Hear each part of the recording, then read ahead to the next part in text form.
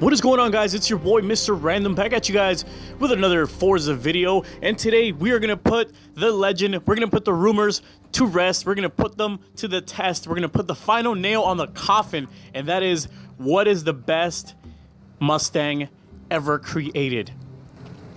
Now we're gonna put several Mustangs from the very beginning, from the very first one all the way up until the latest 2015 GT to the test. We're gonna drag race all of them, and we're gonna put them all in the track for the ultimate test to see which one of them does the best overall. And then after that, we're gonna take into account the overall value, overall rarity, and just overall badassery of the Mustang that ends up winning. And we will determine finally once and for all which is the best Mustang ever created. Stick around. Is it gonna be one of your favorites? Let's find out.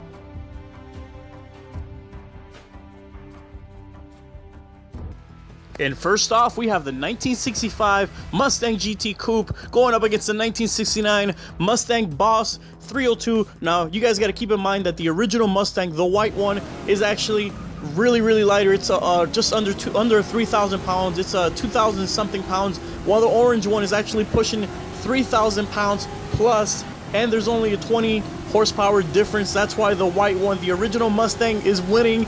And I was actually just as shocked as you guys. Wow, what a race that was. Guys, here we have the one and only, the Big Daddy coming in, the original 1965 Mustang GT Coupe. This bad boy came in at 271 horsepower. Let's check out that 0 to 60.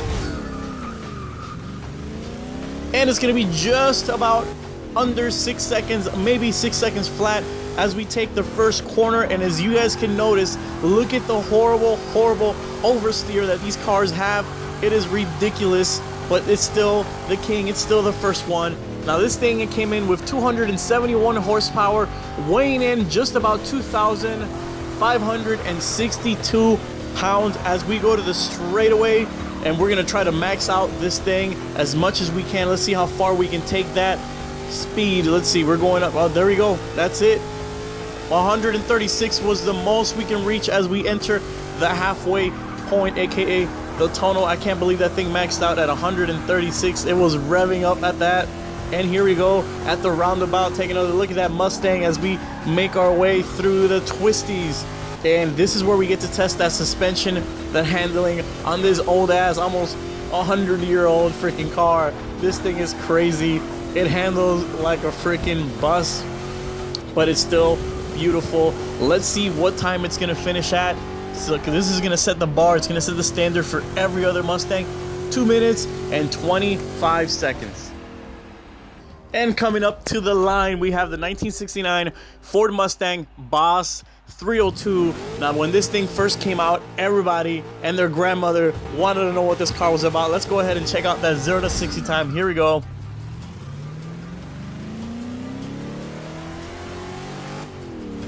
And surprisingly enough, it was actually just about 7 seconds, or maybe almost pushing 6 point something. And that's because the Boss 302 was incredibly heavy. Actually, it had 290 horsepower, which was 20 more than its predecessor. However, it was weighing in at 3,250 pounds. Look at that oversteer. This thing, there's a trend that you're gonna notice from the early Mustangs, and then it's gonna start shifting towards the later ones as we max out the speed limit here, still maxing out at 136 as we make it to the halfway point. These things have horrible oversteer.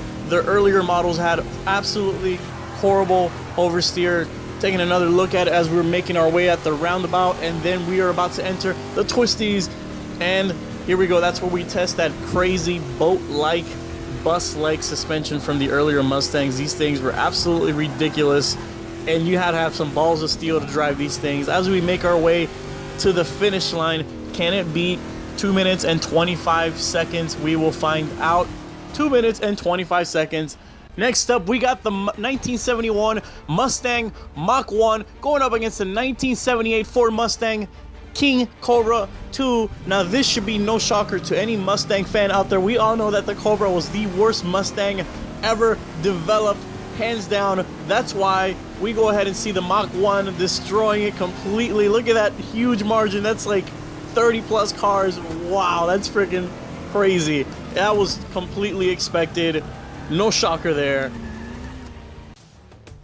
And here we have the 1971 Ford Mustang Mach 1. This was finally when Mustang was stepping up their game. They were definitely making a lot of improvements. Let's go ahead and check out that 0 to 60 time. We have it at just about 6 seconds flat.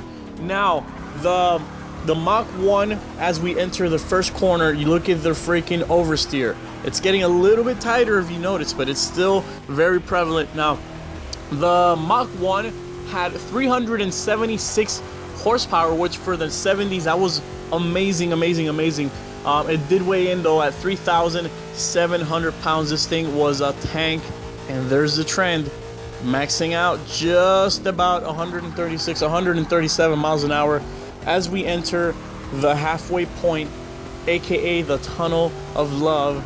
And let's go ahead and take a look at that beautiful Mach 1. Now, this thing was at the top of the game back in the 70s when it came out. Now let's enter the twisties. Here we go, testing that suspension. It's gotten a little bit tighter, still some oversteer though. As we make our way to the finish line, can it beat the 2 minutes and 25 seconds set by the previous Mustangs? Let's see, we got at 2:21. All right, and rolling up to the line is one of the worst Mustangs ever created. I'm talking about the 1978 Ford Mustang II King Cobra. Let's go ahead and just pause for a second and just look at the 0 to 60 time. This thing is a slug on wheels. I think a slug will be faster than this car. We're still not even at 60, and just about 10 seconds it takes this Mustang, something with a Mustang name, to reach 0 to 60. As we enter the first corner, notice not much understeer, not much oversteer, because the car is so damn slow. Now, personally, I think the car actually looks really good.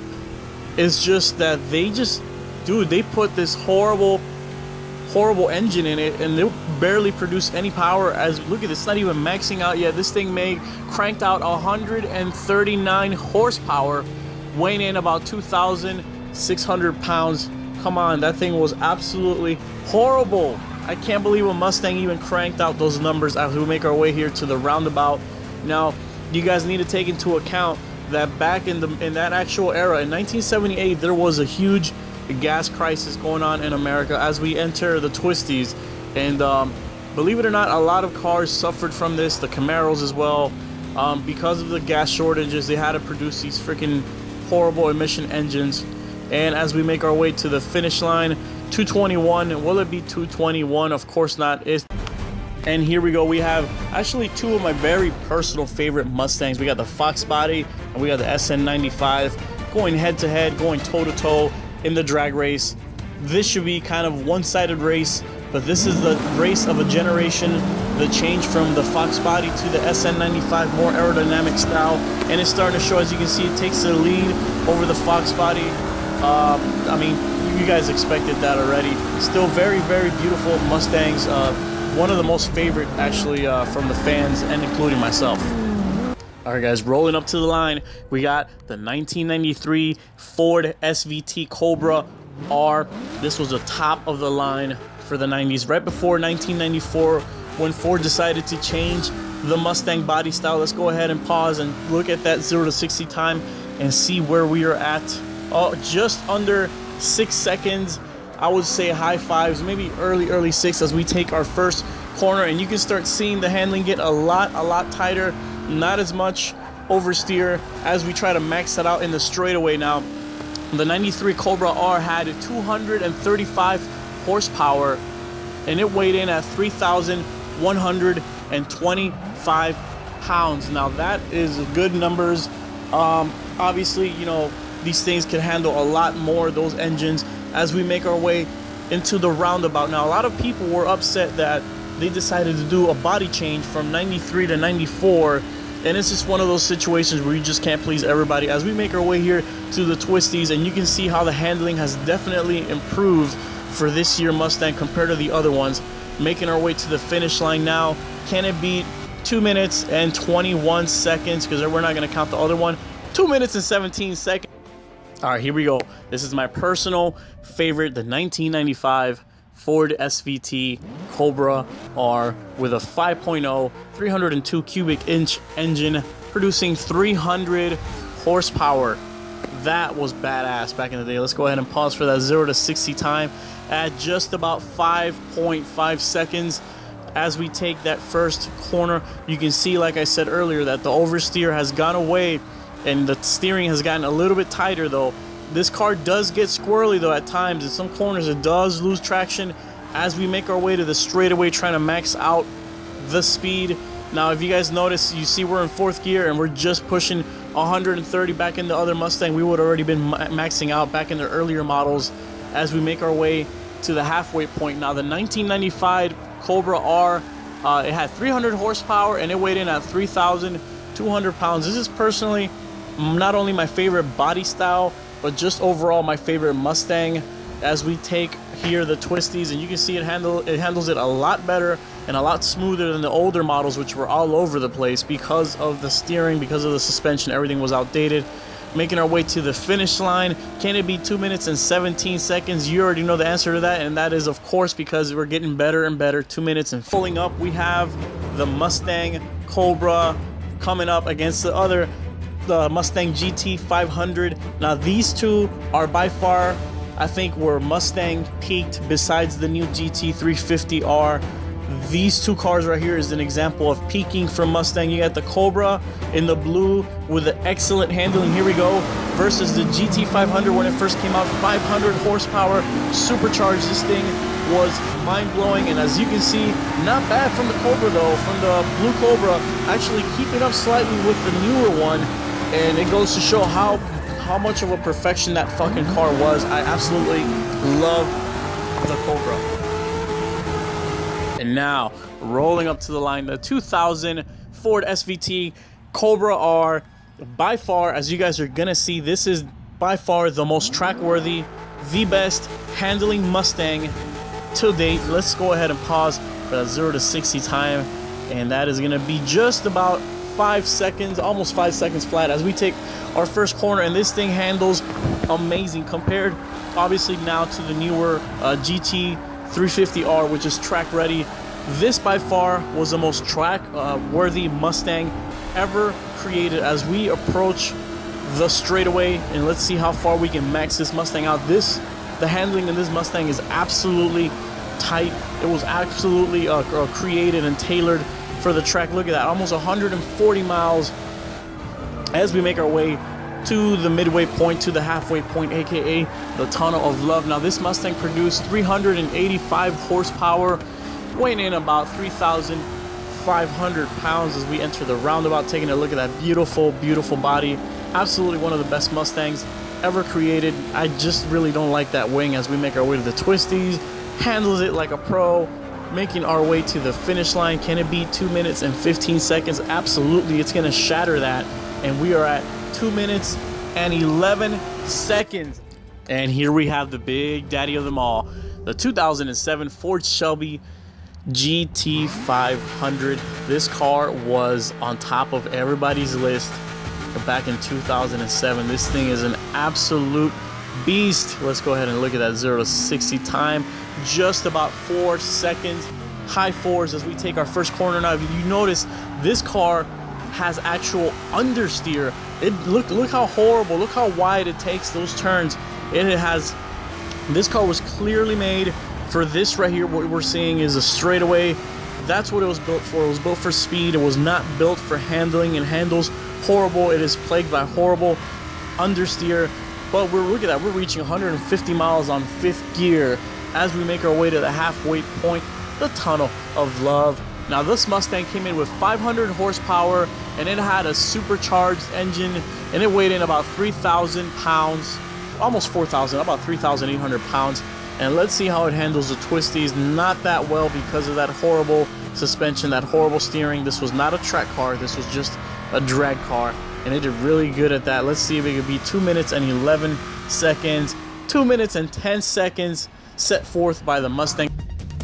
And last but not least, we have the best ones, the most recent Mustangs. We have the 2013 Ford Shelby GT500 coming up against the 2015 Ford Mustang GT 5.0. Let's go ahead and get this thing started. Look at that perfect launch from the Mustang GT. However, obviously getting destroyed by the fastest Mustang ever created with its 662 horsepower. Absolutely was a one-sided race. Still fun to watch. And rolling up to the line, we have the 2013 Shelby GT500. This thing was an absolute showstopper, by far the fastest Mustang ever produced, ever mass-produced, correction. And let's go ahead and see that 0 to 60 right under 4 seconds. This thing was an absolute monster, but it did have horrible understeer. It was really plagued, just like the GT500 before. This car was meant for the straightaway, like we're seeing right here. 140, 150, and we're not even in 5th gear yet. This thing is an absolute monster, but it handles like a monster as well. As we approach the halfway point, the tunnel of love, but this thing was a beast. It has 662 horsepower as we enter the twisties.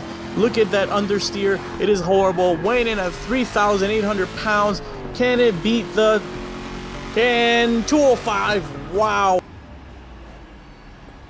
We got the 2015 Ford Mustang GT with that 5.0 beast under the hood. This thing, till this day, is one of the best-selling Mustangs ever produced. Let's go ahead and see that 0 to 60. Where are we at with that? And we're just about 5 seconds, just under 5 seconds as we take the first corner. As you can see, this thing does handle a lot better. It's still not a track car. It's still not meant for that. That's why we have the GT350R. However, these people at Forza wanted to charge me $19 just to buy that fucking car for the DLC. I say no thanks, goodbye. Anyways, we're here at the straightaway testing out the max speed. Where can we get? How far can we get on 6th gear? We're not even at 150 yet. You better believe this thing hauls ass. We got 421 horsepower, coming in at 3,600 pounds as we enter the tunnel of love. This thing is absolutely beautiful. It's one of the best looking Mustangs, one of the best selling Mustangs, because it is so affordable and it does have so much power. And it has that new suspension as we enter the twisties. You can see it working that amazing suspension, taking the turns left and right as we approach the finish line. Can it be 2 minutes and 5 seconds set by the fastest Mustang ever produced? Absolutely not, because this is a Mustang GT and we come in at 2 minutes and 10 seconds. Not bad. Alright guys, so this is the moment you've all been waiting for. Time to announce the winner. Time to announce the best Mustang ever created, period, hands down. And that's gonna be the 2000 Ford Mustang SVT Cobra R. Not only was this the best handling, the most track ready Mustang of the time, even till this day, keeping up with some of the best, only overshadowed by the GT350R, but it is also one of the most powerful Mustangs. It is also one of the most one of the best looking Mustangs out there. And when it comes to rarity, it is one of the hardest Mustangs to come across. All of those things overall combined to make this thing a freaking package of a Mustang. It is absolutely one of the best. It is a classic. It is fast. It handles amazing. And by far, in my opinion, it is the best Mustang ever built. Hope you guys enjoyed the video.